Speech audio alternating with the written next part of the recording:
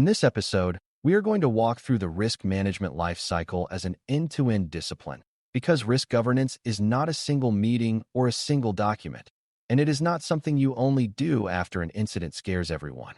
For brand new learners, it can be helpful to picture risk management as a loop that keeps turning, where each step feeds the next, and where the goal is steady control and steady learning rather than perfection.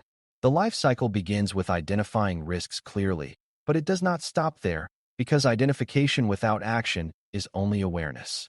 After identification, the enterprise must assess what matters most, choose responses that fit objectives and boundaries, implement those responses in real operations, monitor whether exposure is changing, and adjust based on what is observed. When organizations struggle, it is often because they do one part well and neglect the rest, such as producing impressive assessments that never drive change, or implementing controls without checking whether they actually reduce exposure. By the end of this lesson, you should understand the full life cycle and how each stage supports informed trade-offs, consistent accountability, and practical decision-making. Before we continue, a quick note.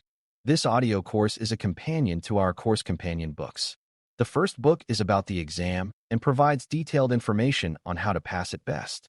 The second book is a Kindle-only ebook that contains 1,000 flashcards that can be used on your mobile device or Kindle. Check them both out at cyber.author.me in the Bare Metal Study Guide series.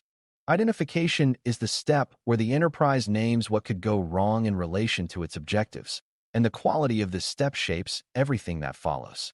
Good identification uses shared language to describe business impact, exposures, and threats, because those distinctions make risks actionable.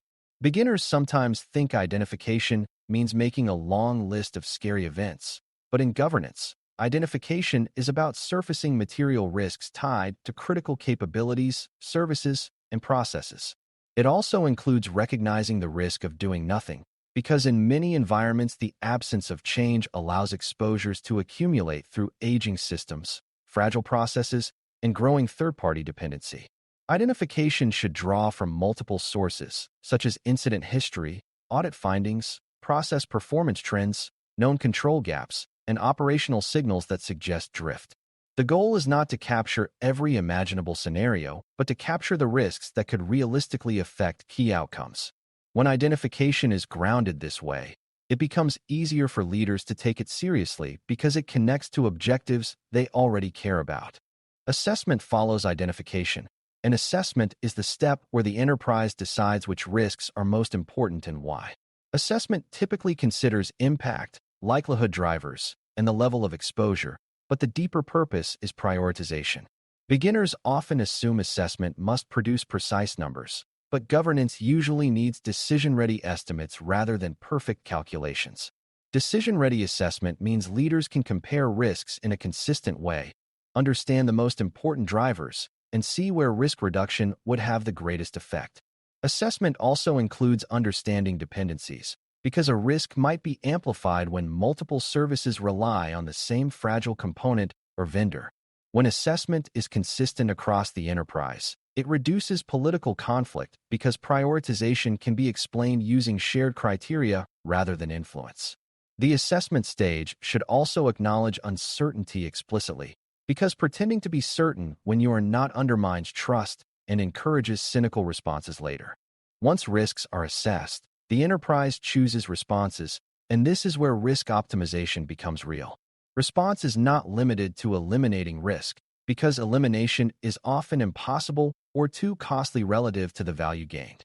Instead, the enterprise chooses among common response approaches like reducing exposure through controls or process changes, transferring some exposure through contracts or insurance, avoiding certain activities when exposure is unacceptable, or accepting residual risk when it fits leadership boundaries. The key is that response choices should be tied to objectives and to the enterprise's appetite and tolerance. A response should also be evaluated for side effects, such as whether it slows a critical business process or creates friction that leads to workarounds. Beginners often think stronger control always means lower risk, but a poorly designed control can create new exposure by pushing people into insecure behaviors.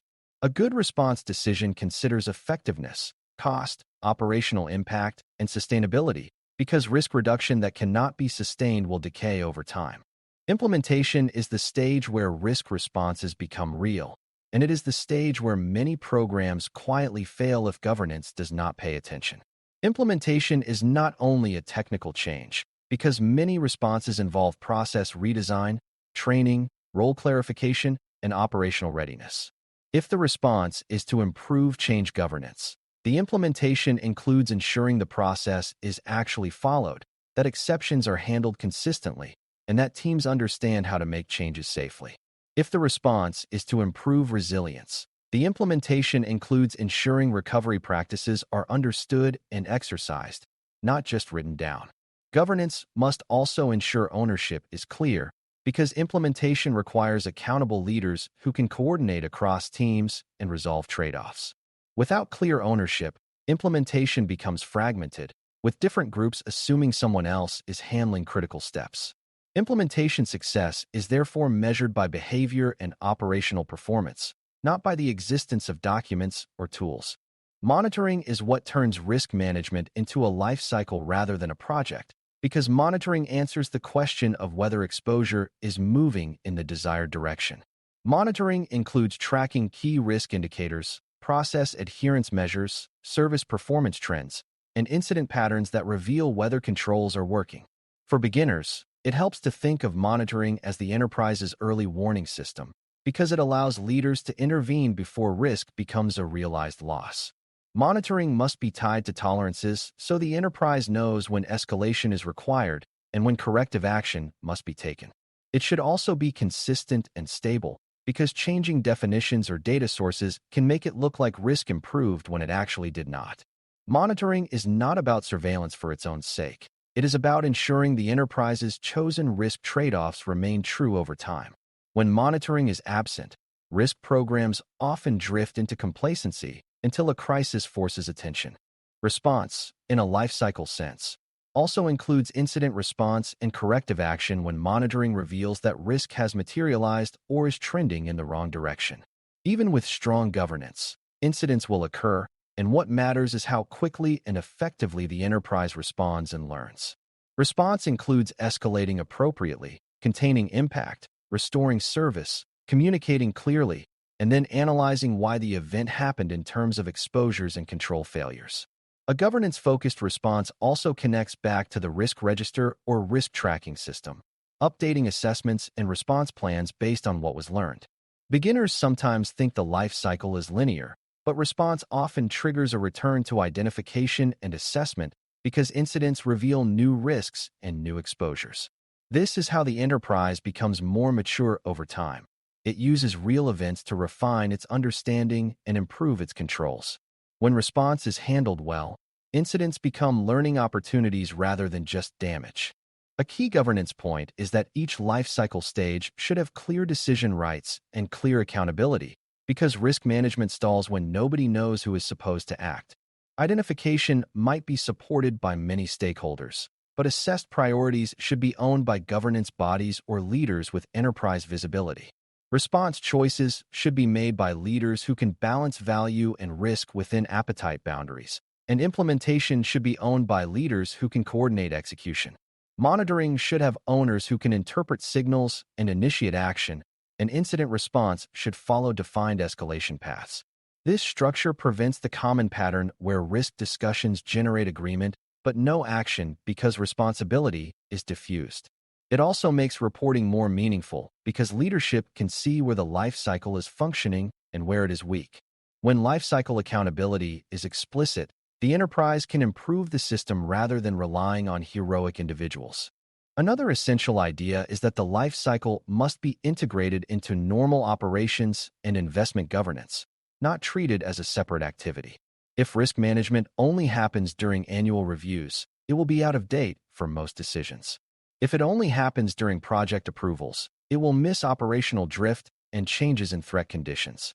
Integration means that risk identification and assessment inform investment choices, that response plans are funded and scheduled, and that monitoring is part of regular service management. This integration reduces friction because teams do not experience risk management as an extra burden. They experience it as part of how the enterprise runs itself. It also supports consistency because risk decisions are made using the same language and criteria across different contexts. Over time, integration helps the enterprise move from reactive risk management to proactive risk optimization, where exposures are reduced steadily and decisions are adjusted based on evidence. To make the life cycle more tangible, imagine a risk related to a critical customer-facing service that has increasing outages during peak periods. Identification would describe the business impact in terms of lost transactions and customer trust, and it would describe exposures such as capacity limitations, fragile dependencies, and weak change practices. Assessment would prioritize the risk based on peak season importance and the trend of worsening incidents. Response choices might include targeted resilience improvements, process changes to reduce peak load drivers, and stronger monitoring to detect early signs of degradation. Implementation would ensure those changes are adopted operationally, with clear ownership for maintaining the new practices. Monitoring would track incident frequency and customer impact measures over time, with tolerances that trigger escalation if performance degrades. If another outage occurs, response would contain it, analyze causes, and update the risk treatment plan, closing the loop. This example shows how the life cycle is a continuous steering process rather than a one-time fix. As we conclude, running the risk management life cycle from identification to monitoring and response means treating risk governance as a continuous loop that turns awareness into action and action into learning. Identification names risks tied to objectives, assessment prioritizes them consistently, response choices optimize trade-offs within appetite and tolerance boundaries, and implementation makes responses real through operational behavior change. Monitoring then tracks whether exposure is improving or drifting, and response handles incidents and corrective action while feeding new information back into identification and assessment. This life cycle works best when accountability is clear at each stage and when the process is integrated into normal operations and investment governance. If you remember one guiding idea, let it be that risk management is not a document you finish.